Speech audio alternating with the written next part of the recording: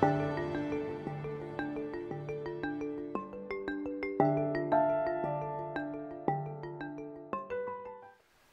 d'abord, quelques présentations.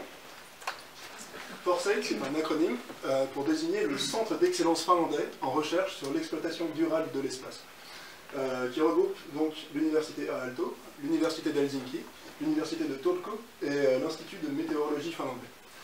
Et son objectif principal est de promouvoir l'exploitation durable de l'espace. Aujourd'hui, le principal obstacle à l'exploitation durable de l'espace, c'est le problème des débris spatiaux. Depuis 1957, plus de 5500 lancements spatiaux ont été effectués. Et le problème, c'est qu'à chaque lancement de fusée dans l'espace, des débris sont générés. Des débris se séparent de la fusée et sont placés sur la même orbite que la charge utile, le satellite. Par exemple, le dernier étage de la fusée, qui est souvent abandonné en orbite,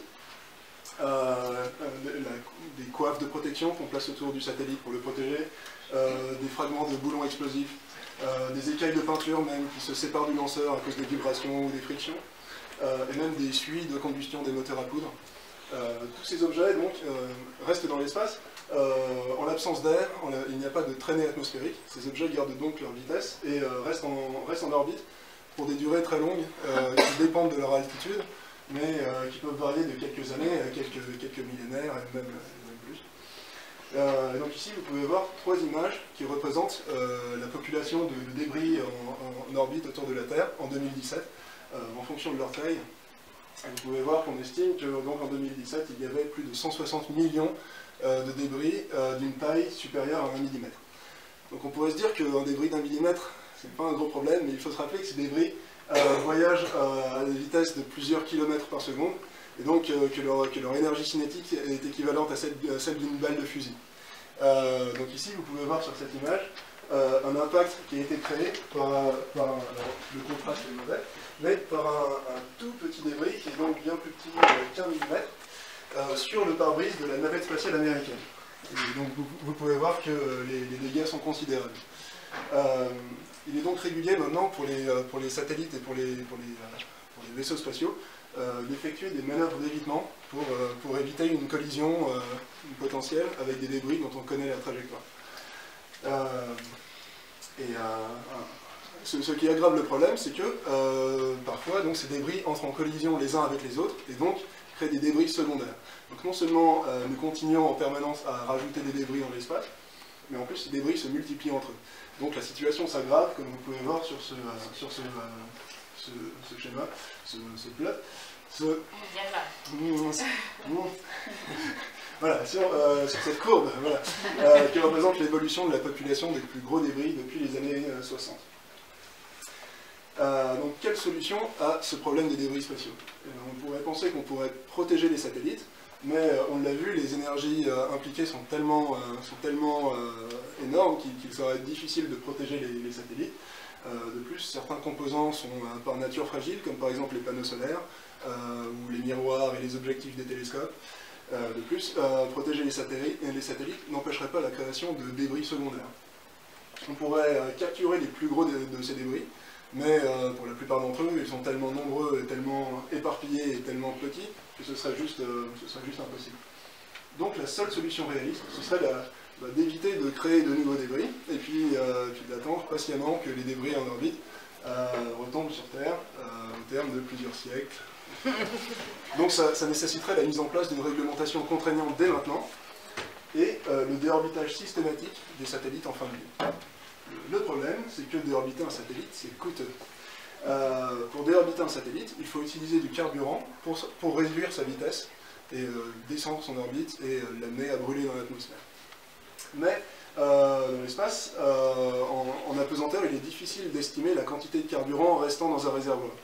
Ce qui veut dire que pour être sûr et certain d'avoir suffisamment de carburant pour pouvoir désorbiter un satellite, il faut inclure des marges de manœuvre, ce qui veut dire que quand on déorbite un satellite, on va déorbiter un satellite qui contenait encore du carburant et qui aurait donc pu continuer à fonctionner pendant quelques années.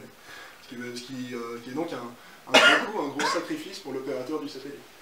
De plus, des fois les satellites peuvent tomber en panne, et donc s'ils tombent en panne, il est impossible de les contrôler, et il est donc impossible de les déorbiter activement. Et il se trouve que les radiations spatiales sont une des causes majeures de panne de satellites en orbite. Donc, deux solutions à ce problème des débris spatiaux qui ont été identifiés par le Centre d'excellence français sont le développement d'un moyen de déorbiter les satellites sans carburant et de rendre les satellites plus résistants aux radiations. Donc voici une présentation de la mission Force L2 sur laquelle je travaille. Donc ce sera une mission de type CubeSat.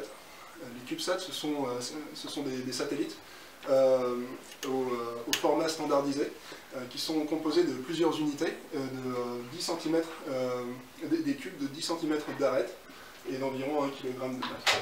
Donc vous voyez ici sur cette image de ce à quoi Force L2 pourrait ressembler. Ce sera un CubeSat d'environ 3 unités, qui sera placé sur une orbite de transfert géostationnaire, donc, dont l'orbite variera entre 200 et 36 000 km d'altitude. Il sera lancé entre 2021 et 2022. Sa mission durera environ 6 mois. Et il emportera 2 équipements conçus par l'Institut de météorologie de Finlande et l'Université de Turku, dont le but sera de tester un moyen de déorbitation expérimentale et l'étude des ceintures de radiation terrestre. Donc venons-en au problème des radiations spatiales. Tout d'abord, quelques définitions. Que sont les radiations? Radiation, c'est un terme très générique qui désigne l'émission d'énergie, soit sous la forme d'ondes, soit sous la forme de particules. Ce qui veut dire que son strict, la lumière sous toutes ses formes, que ce soit de la lumière visible, les ultraviolets, des rayons X, des ondes radio, mais aussi le son et les rayonnements corpusculaires sont différents types de radiations. Mais dans l'espace, ce sont surtout les rayonnements corpusculaires, c'est-à-dire qui se propagent sous la forme de particules, qui sont les plus problématiques pour les satellites. La principale source de radiation au voisinage du Soleil, de la Terre, c'est le Soleil. Donc le Soleil émet en permanence et dans toutes les directions un flux de particules chargées, principalement des électrons et des protons, que collectivement on appelle les particules énergétiques solaires.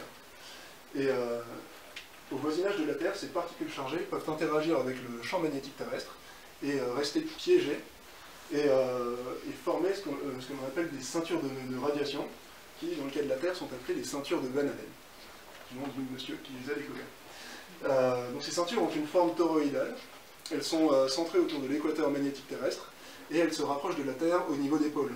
D'ailleurs, la Finlande est très connue pour les aurores boréales, qui ne sont que la manifestation de l'interaction entre les ceintures de Van Allen et la haute atmosphère. Au sein de ces ceintures de radiation, les niveaux de radiation sont extrêmement élevés, ce qui fait qu'elles représentent un grand danger pour les vaisseaux spatiaux et les satellites qui les traversent. Mais c'est un environnement très dynamique, dont la modélisation est difficile. L'autre source de radiation, ce sont des événements très violents, très anciens, qui se sont produits donc il y a très longtemps, bien au-delà du système solaire, qui ont émis des particules, principalement des protons, mais aussi parfois des particules plus lourdes, à très très haute énergie, que l'on appelle les rayonnements cosmiques. Donc ces radiations, quels effets ont-elles sur l'électronique? Tout d'abord, je vais vous donner quelques rappels d'électronique. Qu'est-ce que le courant électrique? Le courant électrique, c'est un effet macroscopique qui est la cause, au niveau microscopique, du déplacement de petites particules élémentaires qui sont chacune porteuses d'une charge électrique et que l'on appelle des électrons. Et au sein d'un circuit électrique, le courant ne peut passer entre deux points que si des électrons libres sont disponibles pour faire passer le courant du point d'entrée au point de sortie. Je simplifie un peu, mais c'est l'idée. Est-ce que j'ai un pointeur ici sur l'écran? Bon, donc sur ce schéma, je vous ai représenté un circuit tout simple avec une pile connectée à un morceau de matériau semi-conducteur, par exemple du silicium, qui est un matériau typique avec lequel on fabriquerait des composants électroniques.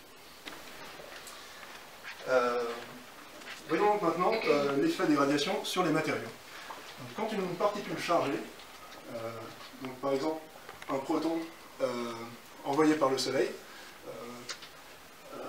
pénètre dans un matériau, par exemple l'un de vos composants dans votre satellite, eh bien cette particule chargée va arracher des électrons aux atomes qu'elle rencontre sur sa trajectoire. Ce phénomène, c'est l'ionisation. Vous pouvez voir que la particule, tout au long de sa trajectoire, a arraché les électrons, donc elle a fait apparaître un trou d'électrons, que l'on peut considérer comme une charge positive, et elle a libéré beaucoup d'électrons, qui, vous les avez vus, quitter le matériau, donc elle a créé des électrons libres. Donc la conséquence de l'ionisation, c'est l'apparition de charges positives et ou négatives dans les matériaux irradiés. La conséquence de cette ionisation sur nos transistors, c'est qu'au fur et à mesure de leur irradiation, des charges positives peuvent apparaître, comme par exemple sur ce morceau d'isolant, ici représenté en noir, qui est présent au-dessus du canal du transistor. Et donc ces charges positives piégées vont agir un peu comme une électrode de contrôle, et vont permettre le passage d'un courant parasite, en créant l'apparition d'un canal parasite en dessous. Même si la tension de contrôle reste basse, le courant passera. Donc, au fil du temps, au fur et à mesure que le transistor est irradié, il va de moins en moins bien bloquer le courant. C'est ce qu'on appelle l'effet de Deuze. Donc, la conséquence de l'irradiation d'un composant électronique, ce sera l'augmentation de sa consommation électrique au fur et à mesure, puisqu'il y aura des courants de fuite qui passeront au travers, même quand il ne fait rien. On peut même arriver jusqu'à un point où le transistor devient incapable de bloquer le courant. Donc à ce moment-là, on perd même la fonctionnalité du circuit. Il y a aussi d'autres types d'effets que les radiations peuvent causer, qui eux ne sont pas cumulatifs, mais qui sont ce qu'on appelle des effets singuliers, qui sont causés par le passage d'une seule particule au mauvais endroit dans votre composant. Si l'on prend par exemple un transistor bloqué ici, donc au travers duquel on ne veut pas que le courant passe, disons qu'une particule passe en plein milieu du canal, eh bien, elle va libérer des électrons sur son passage, et ces électrons vont se déplacer et quitter le transistor, et vu que ces électrons se déplacent, eh bien, effectivement le courant passe pendant un bref instant, et donc le transistor est débloqué, alors qu'on voudrait qu'il le sorte. Donc la conséquence de ces effets singuliers dépend vraiment du type de composant qui est frappé. Mais par exemple sur des capteurs, comme par exemple des capteurs d'image, on va avoir une augmentation du bruit et des différents pics de signal. Voilà. Vous pouvez voir ici par exemple une éruption solaire filmée par le satellite Stéréo A. Et juste après l'éruption solaire, vous pouvez voir le capteur d'image se remplir d'une sorte de neige et de petites traînées blanches. Et bien, chacune de ces traînées blanches, c'est une particule chargée qui a frappé le capteur au moment de l'enregistrement de l'image. Donc ça, c'est ce qui peut arriver dans les capteurs. Dans les composants mémoire, eh bien, les données qu'ils contiennent peuvent être corrompues. Les processeurs peuvent faire des erreurs de calcul lorsqu'ils sont frappés par les radiations. Et d'une façon générale, tous les composants électroniques sont susceptibles de souffrir de court-circuit, et ces courts-circuits peuvent même mener à leur destruction. Donc qu'est-ce qu'on peut faire pour essayer de rendre les circuits plus résistants aux radiations, ou les durcir? C'est une question très importante pour Force L2, puisque sa mission principale est d'aller mesurer l'environnement radiatif au cœur des ceintures de radiation.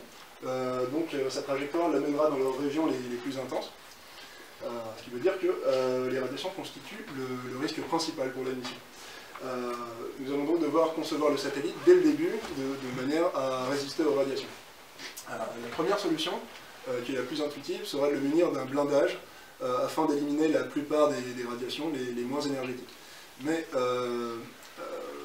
donc le blindage à lui seul, blinder le satellite ne suffit pas. Tout d'abord parce que le blindage augmente la masse du satellite, ce qui le rend plus cher à lancer et plus difficile à contrôler parce que le blindage supplémentaire augmente son inertie. Mais en plus, au-delà d'une certaine énergie, les particules peuvent traverser une telle épaisseur de matériau que ça devient juste plus pratique d'augmenter l'épaisseur du blindage. Heureusement, il existe quelques composants durcis aux radiations sur le marché. Malheureusement, ces composants sont rares parce que c'est un marché de niche. Les rares personnes qui sont intéressées par des composants durcis aux radiations, ce sont les gens qui font des satellites, mais on n'en fait pas beaucoup finalement, comparé à des iPhones, d'autres types d'électronique grand public. Il y a le nucléaire civil et militaire, et c'est à peu près tout. Donc vu que c'est des composants qui sont produits en petite quantité, donc ils sont rares, ils sont chers, ils sont difficiles à obtenir, puisque des fois ce sont des composants militaires qui sont soumis à des embargos ou à des restrictions à l'export. Et puis surtout, ils sont peu performants. Par exemple, ici, je vous ai mis une petite comparaison du processeur RAD 750 qui équipe le rover Curiosity, qui est en ce moment même une super mission à la surface de Mars, et qui a été lancé en 2011. Vous pouvez le comparer ici avec le PowerPC 750 dont il est issu, et qui équipait déjà les iMac G3 d'Apple en 1998. Vous pouvez voir qu'on est à peu près sur la même performance, mais il est 2000 fois plus cher. Et si on prend un ordinateur contemporain du lancement, par exemple l'Intel Core i7 donc du MacBook Air de 2011, on est toujours 1000 fois plus cher et on est très en dessous en termes de performance. De toute façon, rien qu'avec les considérations budgétaires, nous allons devoir construire Forcell 2 avec des composants standards qui donc n'ont pas été conçus pour résister aux radiations. Donc nous allons devoir jouer sur l'architecture du satellite pour essayer de le rendre plus résistant. Un bon moyen, c'est d'inclure de la redondance à tous les niveaux. Par exemple, ici, vous pouvez voir une image de notre ordinateur de bord qui est très symétrique, et c'est parce qu'il est constitué de deux moitiés identiques. Non seulement l'une travaille à un moment donné, et si une erreur se produit, nous pouvons basculer sur la deuxième moitié pour reprendre le travail. Nous pouvons inclure des protections logicielles pour régulièrement vérifier que les données qui sont traitées ont gardé toute leur intégrité, qu'elles n'ont pas été corrompues. Nous allons inclure ce que l'on appelle des e-fusibles. En cas de court-circuit, en fait, ces circuits vont détecter l'augmentation du courant qui est fourni à un sous-système et immédiatement couper l'alimentation afin d'éviter que le circuit soit endommagé. Et d'une façon générale, nous allons essayer de garder l'architecture du satellite la plus simple possible, puisque plus un système est simple, moins il y a de chances qu'une erreur se produise. Vu que nous allons utiliser des composants standards qui sont vendus sans aucune garantie quant à leur résistance aux radiations, nous allons devoir les tester aux radiations pour s'assurer que leur performance est tout de même acceptable. Et un très bon endroit pour faire ça, c'est le RADEF, le Radiation Effects Facility, l'accélérateur de particules de l'Université du Vascula, où j'ai fait ma thèse, qui est un des meilleurs endroits au monde pour faire du test de composants en radiation. Vous pouvez voir ici une photo de Cave, l'endroit où on fait les tests, où les composants sont placés dans une grande enceinte sous vide et irradiés avec le faisceau de particules de l'accélérateur. Le problème, c'est que ce genre de test est très coûteux, puisqu'il faut mobiliser tout un accélérateur de particules pour aller tester un composant.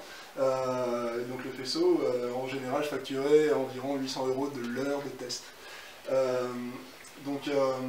C'est pour ça que j'ai été embauché à l'université Aalto, où mon travail est de développer un banc de tests unifié pour effectuer des tests aux radiations.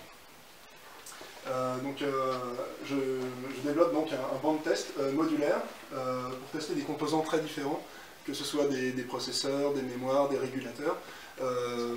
Tous ces composants très différents, je développe une interface unifiée où ces composants vont être soudés sur des petits modules qui pourront donc être testés avec les mêmes appareils et qui pourront être irradiés en parallèle, en grand nombre, devant la source de radiation. Ceci afin d'augmenter la quantité de composants et de diminuer le temps qui est nécessaire à tous les tester pendant une campagne de radiation, afin de diminuer les coûts des campagnes de test et de les rendre accessibles à des institutions de taille modeste comme l'université Aalto. Voilà, c'était ma présentation. Merci pour votre attention.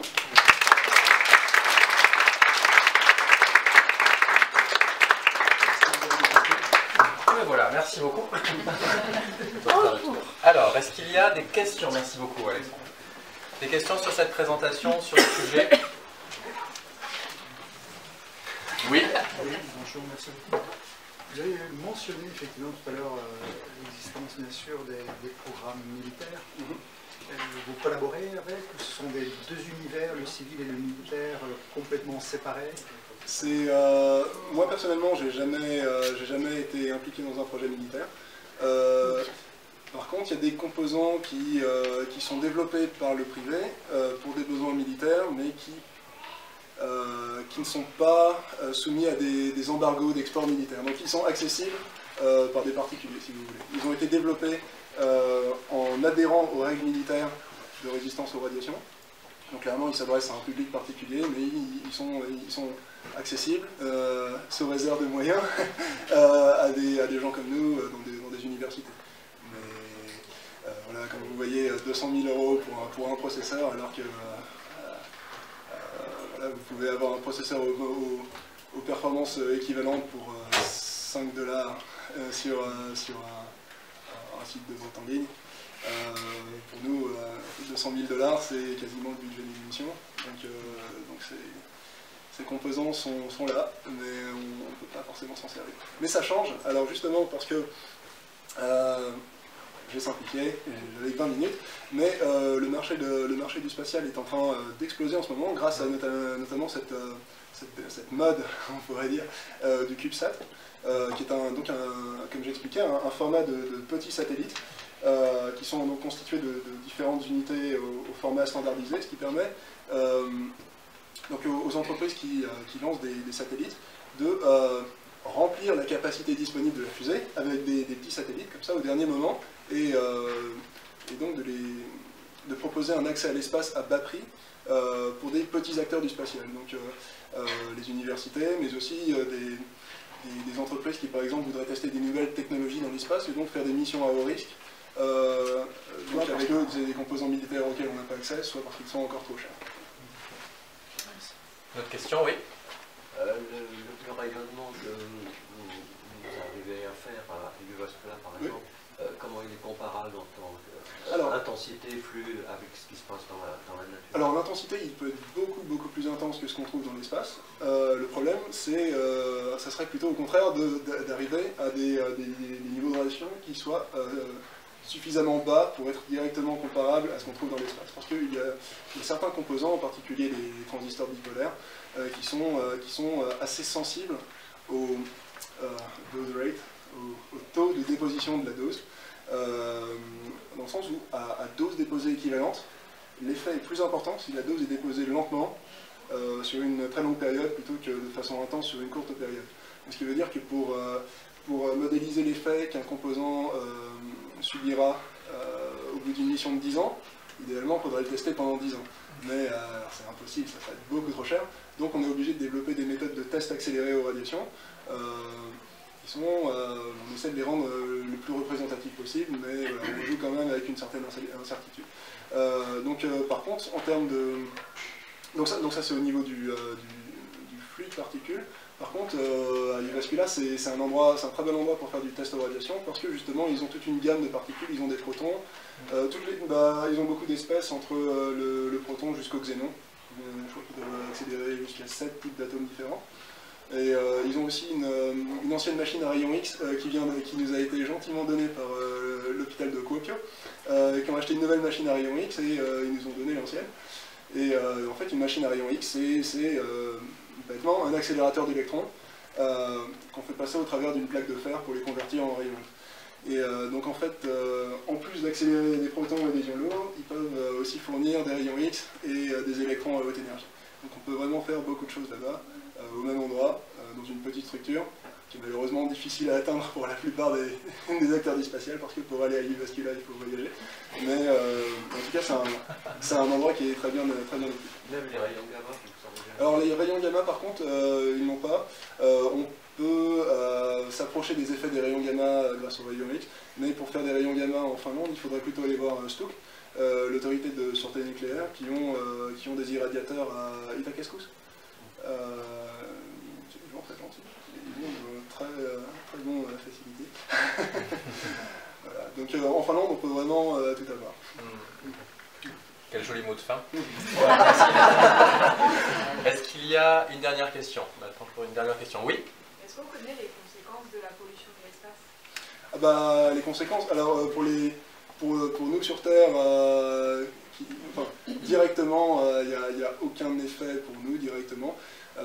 Quasiment tout ce qui a été envoyé dans l'espace a été conçu pour brûler entièrement pendant la réentrée.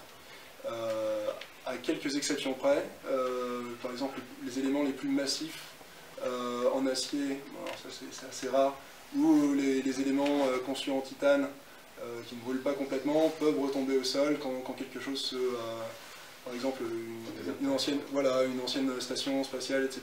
Des fois on retrouve des réservoirs par terre. Donc bon, ce que je veux dire, c'est que quasiment l'intégralité de ces débris vont juste brûler dans l'atmosphère et ça n'aura aucun autre impact. Par contre, il y a des débris qui sont surtout des vieux satellites, et surtout soviétiques, qui ont été... C'était une autre époque, les années 70, on envoyait des satellites qui étaient alimentés par des réacteurs nucléaires. Donc, il y avait des bonnes raisons d'ingénierie pour les alimenter avec des réacteurs nucléaires, mais voilà, ils ont juste été abandonnés dans l'espace. Et c'était des réacteurs qui étaient refroidis avec des circuits de refroidissement au sodium-potassium. Et depuis 40 ans, le sodium-potassium a corrompu les circuits et en fait il fuit dans l'espace. Ça a fait des tonnes de petites billes de métal fondu radioactif qui flottent un peu partout sur des orbites pas si basses en plus, donc ils vont encore rester là-haut pendant plusieurs siècles peut-être, et il n'y a aucun moyen de les récupérer. Et ceci n'est pas une fake news de Russia. Non, donc ça dépend.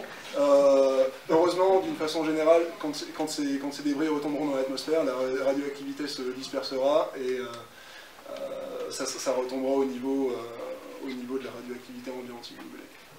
Ça ne tombera jamais dans le jardin d'une maison et créer une contamination locale. Par contre, la vraie conséquence, c'est qu'on pourrait arriver à un scénario, ce qu'on appelle le syndrome de Kessler, qui a été très bien illustré, enfin très bien, dans le film Gravity, où en fait on pourrait atteindre une telle densité de débris que en fait on assisterait à un phénomène de réaction en chaîne où la création de débris secondaires s'emballe et en fait il pourrait y avoir tellement de débris en orbite que l'accès à l'espace serait effectivement interdit pour les humains pour des durées virtuellement infinies. Donc voilà. Bon. Eh bien, on finit encore sur une note très optimiste. Merci beaucoup, Alexandre.